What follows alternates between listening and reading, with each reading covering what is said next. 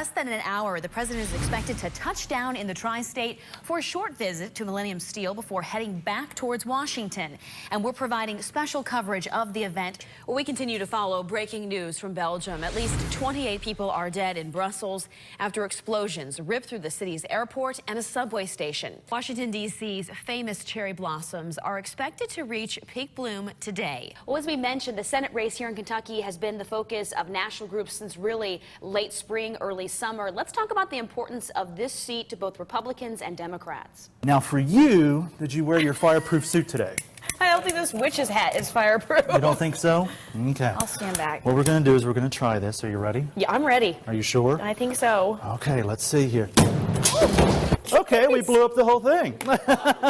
We are at the Indiana State Fair, and not many people can say that they have done this. I am with the State Fair Queen, Alyssa Garnett, and we are getting ready to milk a cow. I am impressed. You are in your strappy sandals. Yes, I am. Welcome back. PopCon, Evansville's original con, begins today. Oh yes, the whole cast of characters, and we are joined by several of them, including the elephant in the room, Hulkbuster here to my right. One tri-state family was traveling into Brussels right before the explosions. Sandy Jung shared these pictures on our Eyewitness News Facebook page. Moving forward, you say that Indiana will still be in play. Is there a certain candidate on the Republican side that is really looking to Indiana to maybe be a chance to try to make up some of those delegates? High levels of lead continue to plague water in Flint, Michigan. Emergency measures are in place, and help from a Carmi, Illinois town 500 miles from Flint is now on the way. I will say that if we all banded together and raised millions of dollars, could we return you to Downton Abbey? You could return from the dead. It would be like a soap opera. It would be wonderful. Matthew would come back. If I return from the dead, that would be more like a horror film. If I return from the dead, I think. I think it sounds perfect. I think it sounds perfect, Dan. Like a sort of zombie Matthew Crawley. That would be very scary. Yes, now you're onto something. I already put my gloves away, Ron.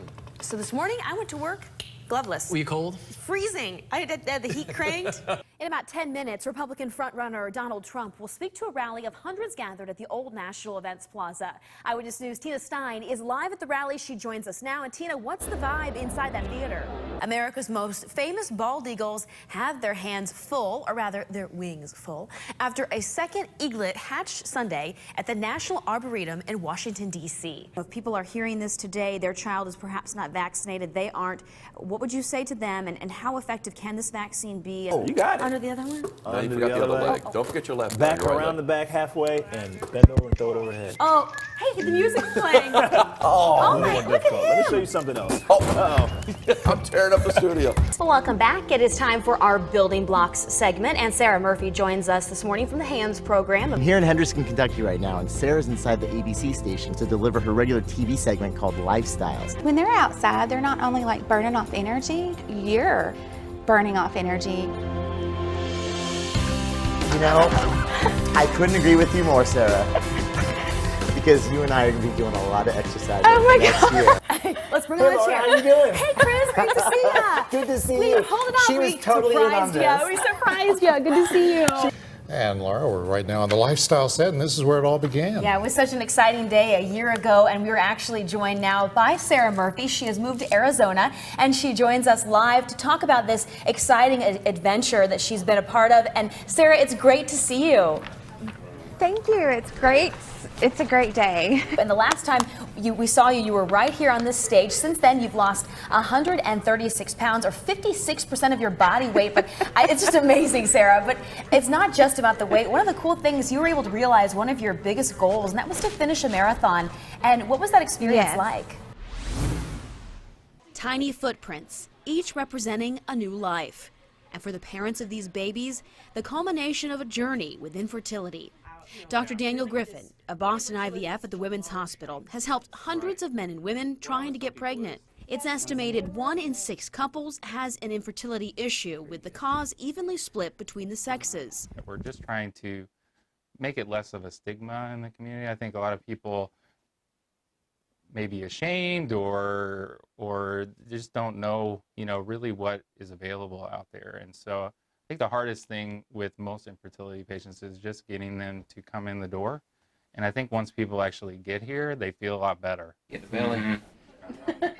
For Rodney and Katie Watts, it's been 9 years of trying to get pregnant, filled with painful procedures and heartbreak. Oh, you try to put it in God's hands, and it's His time. When it's time for you to have a child, then it's time to have a child. But for us, you know, to have 3 miscarriages, and you know, and then dread having to do it again. I fell in love with you the moment those 2 lines turned blue. A recording artist, Rodney funneled his grief into his music. One morning I got up at 3 in the morning, wrote a song called Better Place, and dedicated that to the 3 babies that we lost. But for now, you were safe in a better place. It took me a little longer for it actually to hit me, God bless you babies, than it did my wife, of the losses, because I guess I didn't really understand, you know, what it was she was going through at the time. After visiting 6 infertility clinics, the Fordsville, Kentucky couple decided to give Boston IVF a try. From the moment we sat down with Dr. Griffin, it was just the feeling, you know, that everything was going to work out. You'll actually feel informed, and that's a great feeling to know what you can do rather than having to sit there and struggle, and it's not anything to be ashamed of. The couple was overjoyed when they learned they would be expecting a baby girl in September. After 9 years, I'm like, it's hard to believe that it's real, and then I see the ultrasound or I hear her heartbeat, and I mean, it's just an amazing feeling.